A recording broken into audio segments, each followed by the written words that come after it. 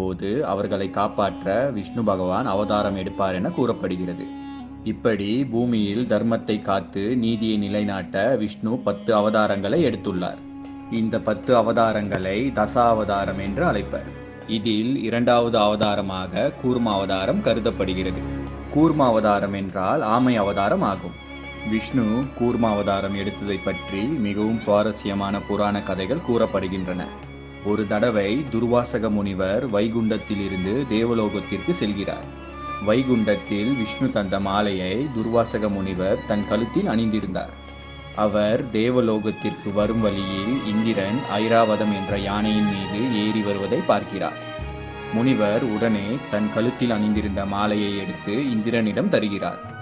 ஆணவத்தோடு இருந்த இந்திரன் அந்த மாலையை தன் யானையின் தலை மீது வீசுகிறான்.